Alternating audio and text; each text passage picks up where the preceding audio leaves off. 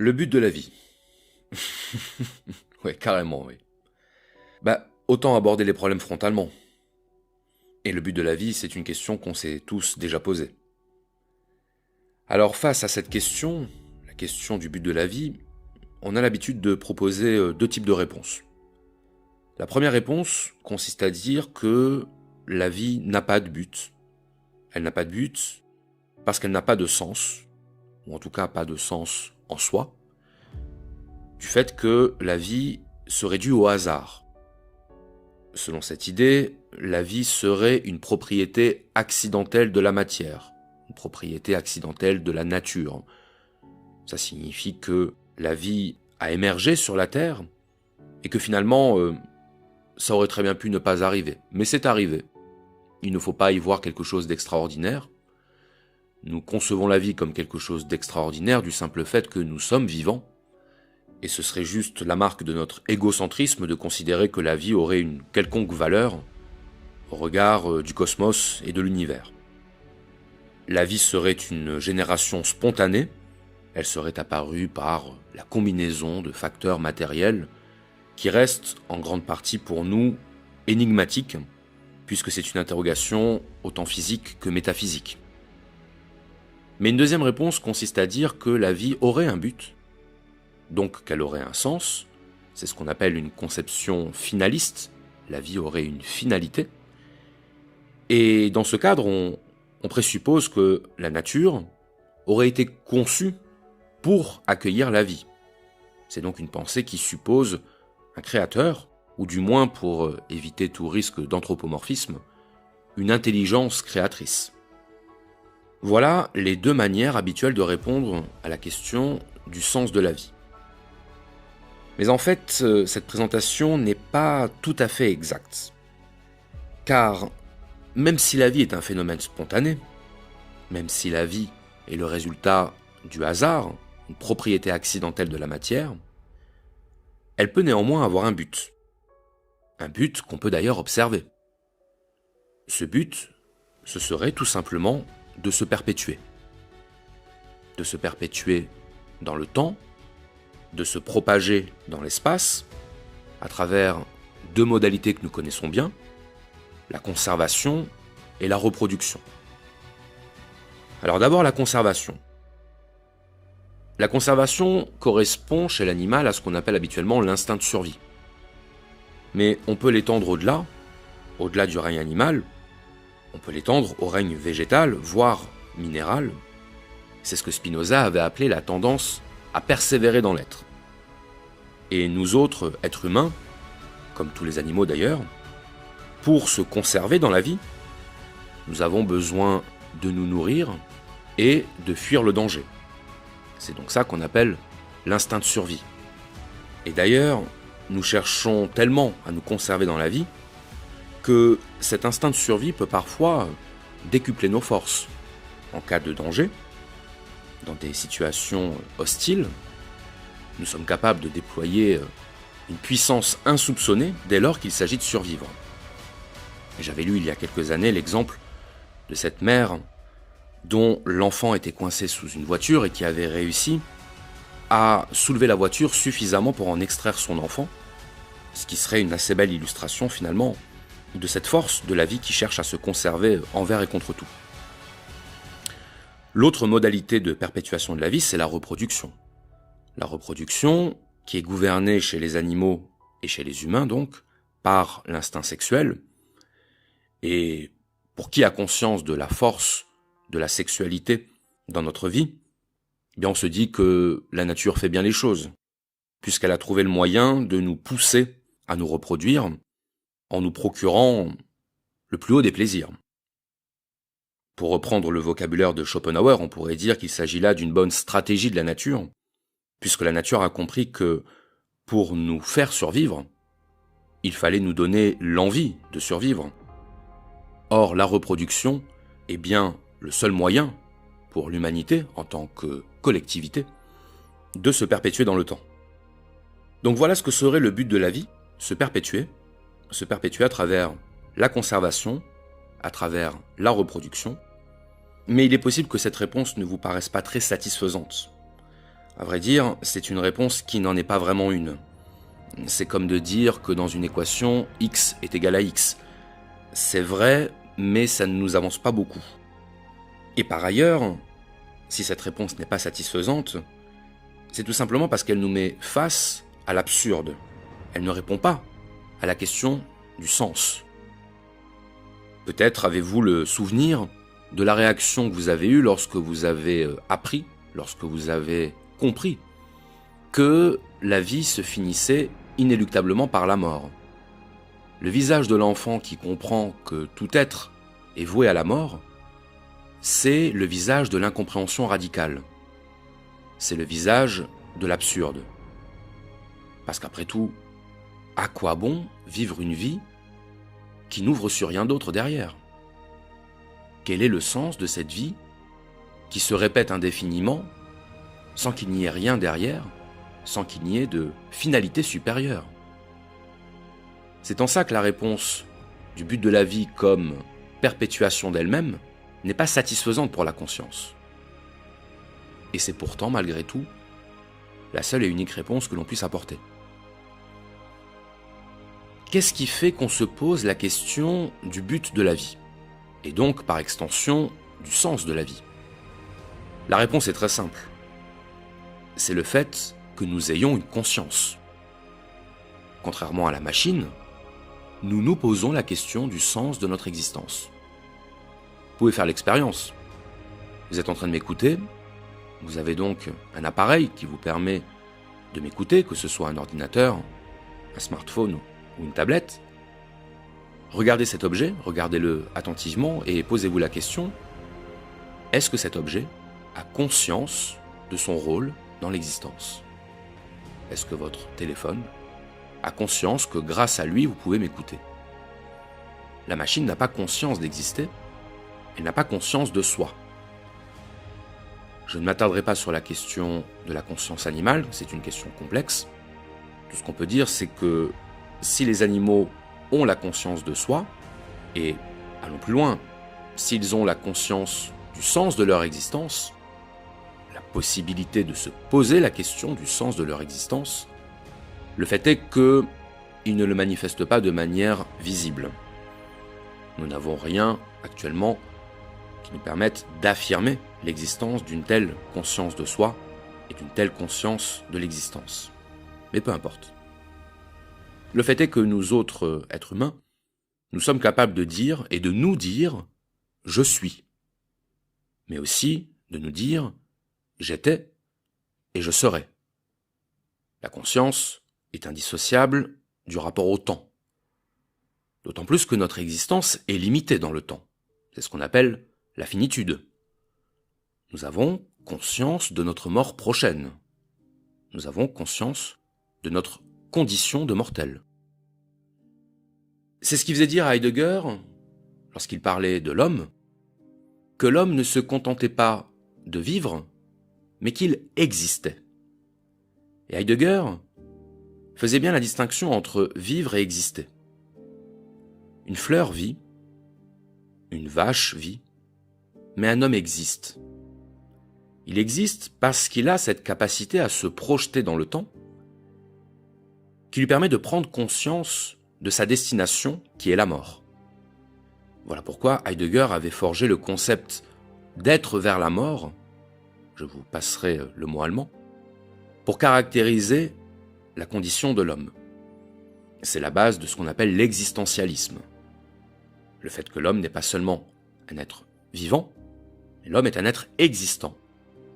Il est conscient de vivre et d'aller vers la mort. Donc la question du but de la vie, disons plutôt du but de l'existence, elle est directement liée à notre condition d'être vers la mort, c'est-à-dire d'être conscient de devoir mourir un jour. Et c'est très important de comprendre que cette conscience n'est pas seulement une représentation abstraite, une représentation intellectuelle de la mort. C'est, à partir d'un certain âge en tout cas, un savoir profond, ce qu'on pourrait appeler une conscience physiologique de la mort. Et finalement, si nous sommes bien ces êtres vers la mort que décrit Heidegger, c'est-à-dire des êtres conscients de leur condition de mortel, Bien peut-être que le but de la vie, c'est d'accepter la mort. C'est de la comprendre comme une nécessité. Et donc, d'y consentir. Montaigne disait « Philosopher, c'est apprendre à mourir ». Épicure disait que la mort n'était rien. La mort n'est rien pour Épicure parce que, souvenez-vous, tant que nous sommes en vie, la mort n'est pas là. En tout cas, elle n'est pas là comme une réalité. Elle peut être là comme une pensée, une projection mentale. Mais tant que nous sommes en vie, la mort n'est pas là. Et puis, lorsque la mort arrive, nous ne sommes plus là. Nous ne sommes plus là pour en souffrir. Si bien que la mort, nous la croisons, mais nous ne la rencontrons pas. Nous n'avons pas directement affaire à elle. La mort n'est rien. La mort n'est rien, c'est peut-être le meilleur moyen d'évacuer le problème de la mort, au sens où ça résout totalement la question de l'angoisse. Et dans ce cas, peut-être que le but de la vie, comme le suggère Montaigne, ce serait de trouver la paix malgré la menace de la mort qui plane au-dessus de nos têtes. Alors c'est très difficile comme projet, trouver la paix. C'est très difficile. Combien de minutes par jour sommes-nous réellement en paix ? Il y a toujours un truc qui nous tracasse, une inquiétude, un agacement, une agitation de l'âme. Il ne faut pas oublier que, étymologiquement, l'émotion, c'est un mouvement intérieur, un mouvement de l'âme. Donc trouver la paix est peut-être ce qu'il y a de plus difficile, mais c'est peut-être la clé. Et finalement, quand on trouve cette paix, si tant est qu'on y arrive, bien la question du sens de la vie ne se pose plus. En tout cas, elle ne se pose plus dans les mêmes termes. Quand on trouve la paix, la question du sens de la vie se dissout. Elle n'a plus de sens. Parce qu'alors, le sens de la vie, ça devient simplement d'être. Est-ce que vous vous posez la question du sens de votre vie lorsque vous êtes profondément heureux ? Vous pouvez mettre ce que vous voulez derrière le concept de bonheur. C'est pas le problème. Mais imaginez simplement passer un bon moment avec vos amis, au restaurant, à la plage, autour d'une partie de cartes. Vous êtes en train de rire, vous êtes en train de ne penser à rien, comme on dit. Votre mental est vide. C'est précisément parce que vous êtes heureux à ce moment-là que votre mental est vide. Parce que vous n'avez besoin de rien pour vous combler. Et à ce moment-là, si on vous posait la question quel est le but de la vie ? Bien, il y a de fortes chances pour que votre réponse ce soit c'est ça le but de la vie. C'est d'être heureux. C'est d'être en paix. Alors oui, c'est facile. C'est facile de dire ça. Et je n'ai pas le mode d'emploi. Mais j'aimerais vous soumettre un point de vue. J'aimerais vous proposer un scénario. Imaginez que l'existence soit un stage d'apprentissage. En un mot, bien sûr. Un stage d'apprentissage. Et qui seraient nos formateurs ? Nos formateurs, ce seraient nos expériences. Nos expériences sont notre principale source d'enseignement. Ce sont nos expériences qui nous donnent nos leçons les plus utiles, les plus fiables. Je vais prendre un exemple. On va prendre l'exemple de l'amitié. Alors, qu'est-ce que l'amitié ? Bien, dans la petite enfance, l'amitié démarre avec le jeu avec l'autre. On trouve un compagnon de jeu. Et puis ensuite, on va développer une affinité avec ce compagnon de jeu. On va développer une affinité qui va ouvrir sur des échanges. On va se prêter des choses entre amis. On va se prêter notre jouet préféré en disant fais bien attention de ne pas l'abîmer. Et puis un peu plus tard, quand on va entrer dans le début de l'adolescence, on va faire d'autres types d'échanges. On va échanger des confidences par exemple. Ce sont des échanges immatériels. On va échanger des confidences et puis on va échanger de l'aide. C'est comme ça que se noue une amitié. par le renforcement des échanges.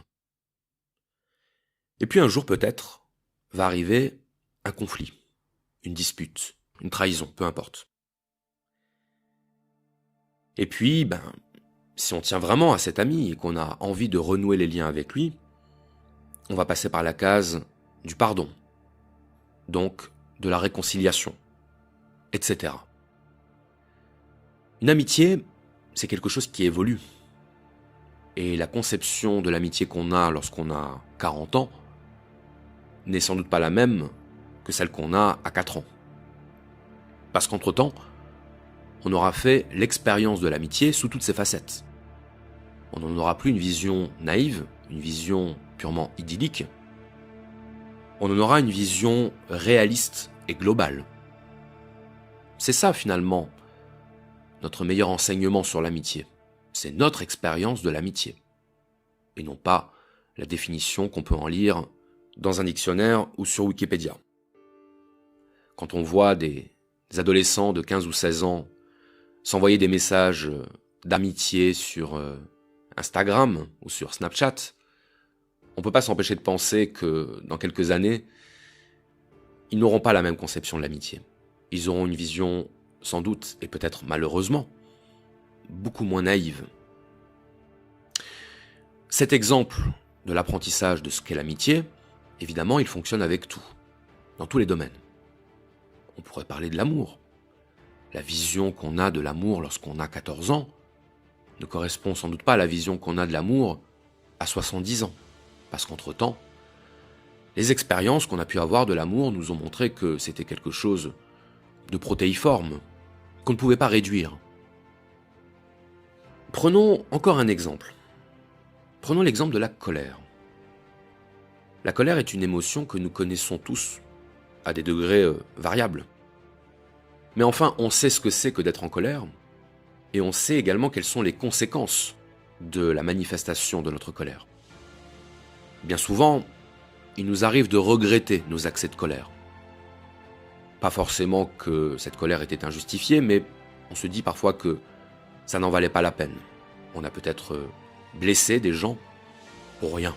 Ce n'était pas nécessaire.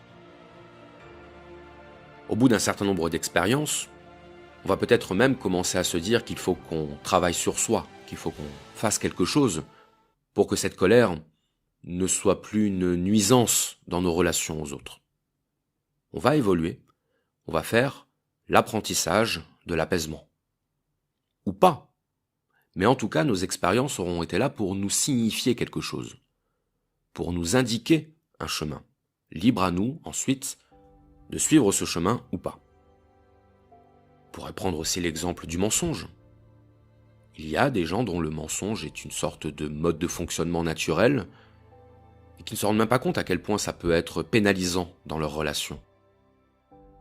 Mais au bout d'un moment, lorsque vous passez votre temps à mentir aux autres et que les autres ne vous font plus confiance, ou qu'ils vous tournent le dos, mais à ce moment-là, vous comprenez que vous auriez peut-être intérêt à faire l'expérience de l'authenticité, de la sincérité, de la franchise. Il n'y a pas un petit prof avec une baguette qui va venir vous dire « il faut être franc, il faut être sincère » ou « il ne faut pas se mettre en colère ». C'est vous seul qui pouvez en tirer la conclusion. C'est vous seul, grâce à votre expérience et grâce au retour de votre expérience. Si nous sommes attentifs à nos expériences et aux conséquences de nos actes, la vie nous informe. Elle nous envoie des messages en permanence. On entend des fois des personnes se plaindre qui disent « ma vie c'est de la merde ». Ma vie, c'est de la merde. Une fois, j'ai entendu cette phrase à un endroit où je travaillais, et une de mes collègues a répondu à cette personne avec une espèce de franchise déconcertante. Mais tu sais, on a la vie qu'on se construit. Et cette phrase, je l'ai retenue comme une leçon, c'est le cas de le dire, comme une vérité absolue. On a la vie qu'on se construit. C'est une leçon de responsabilité. Et le mot responsabilité est intéressant de ce point de vue-là. parce que le réel, c'est ce qui répond à nos actes, et nous-mêmes, nous devons répondre de nos actes. L'apprentissage, c'est cet échange continu entre nous et le réel. Et le réel, c'est le seul juge, c'est le seul arbitre. On ne peut pas porter plainte contre le réel. On ne peut pas intenter un procès au réel. Donc, on ne peut pas s'en plaindre. Le réel, c'est ce qui est. Le réel, c'est le résultat de notre comportement, de nos actes, de nos pensées. Je sais que c'est dur d'entendre les choses comme ça. Parce qu'il y a des injustices atroces. Il y a des choses qu'on ne mérite pas. Elles nous arrivent. Mais il faut bien continuer à vivre. Et malheureusement, insulter la vie ne la rendra pas plus supportable. Prendre conscience que tout ce qu'on fait a un impact sur la réalité, sur notre monde, donc sur notre vie, c'est le vrai début de l'apprentissage. Parce que c'est à ce moment-là qu'on prend conscience de notre pouvoir d'influencer le monde. Le stoïcisme nous apprend que nous n'avons pas à nous préoccuper de ce qui ne dépend pas de nous, précisément parce que ça ne dépend pas de nous. Le stoïcisme nous dit, nous ne devons pas être affligés par la mort de nos amis, la mort de nos proches, parce que la mort fait partie de la vie, parce que la mort est inévitable, et que contester l'inévitable ne peut pas nous rendre heureux, ça ne peut que nous rendre malheureux. Là encore, ce sont des paroles qui peuvent paraître dures à entendre, mais c'est la vérité. Nous n'avons pas à nous préoccuper de ce qui ne dépend pas de nous, tout simplement parce que nous devons nous préoccuper absolument de ce qui dépend de nous. Car seul ce qui dépend de nous dépend de nous. C'est une tautologie, mais c'est la première leçon. Maintenant, appliquons ça aux émotions. On a commencé à le faire un petit peu tout à l'heure lorsqu'on parlait de la colère. Et imaginons toujours dans notre petit scénario que nous autres êtres humains, nous soyons ici pour apprendre à comprendre l'émotion, pour s'en libérer. Si nous étions des êtres entièrement rationnels, nous n'aurions pas à faire cette expérience, cet apprentissage, ce stage de formation qu'est la vie. Mais le fait est que nous sommes des êtres d'émotion et que les émotions peuvent s'expliquer, au sens où, comme tout ce qui existe dans le monde matériel, elles ont une cause. On réagit par l'émotion lorsque l'on se sent atteint dans sa personne. Qu'est-ce qui réagit, qui s'exprime sous la forme d'une émotion? C'est l'ego. Et l'ego, c'est cette carapace intérieure qui nous permet de nous défendre contre les agressions. Quand on vit en société, on est en mode égo 24 heures sur 24. On est sur le qui-vive, on est dans la méfiance, on est dans la jalousie, dans l'aigreur, dans l'anticipation, le mental, la peur. Et c'est normal, parce qu'on doit survivre. Quand je dis que c'est normal, tout dépend. Parce qu'en réalité, toutes ces émotions qui nous gouvernent au jour le jour, elles ne nous aident pas. Elles peuvent éventuellement nous prévenir. Elles sont des signaux, des indicateurs. Mais elles ne nous aident pas. Éprouver du stress, parce qu'on va passer un examen par exemple, on va passer un oral devant un jury, c'est normal. C'est une réaction d'autodéfense. Mais le stress ne va pas nous aider à faire une meilleure performance. On est bien d'accord. On le sait, bien sûr. Et ça ne se contrôle pas. On ne décide pas de stresser pour le plaisir. C'est ça le propre de l'émotion. C'est qu'on ne la choisit pas. Mais notre expérience peut nous rendre attentifs à notre émotion, aux raisons de notre émotion, pour finalement nous aider à l'accepter et ensuite à nous en libérer. On a besoin de souffrir pour cesser de souffrir. On a besoin de passer par l'émotion pour se libérer de l'émotion. Et c'est quand l'émotion nous a fait tant souffrir qu'on ne veut plus l'éprouver, qu'on estime qu'on n'a plus besoin de l'éprouver, qu'on s'en libère. La vie est un stage de formation, et comme tout stage de formation, si on ne valide pas nos compétences, on recommence. Et on recommence aussi longtemps qu'il faudra pour valider nos compétences.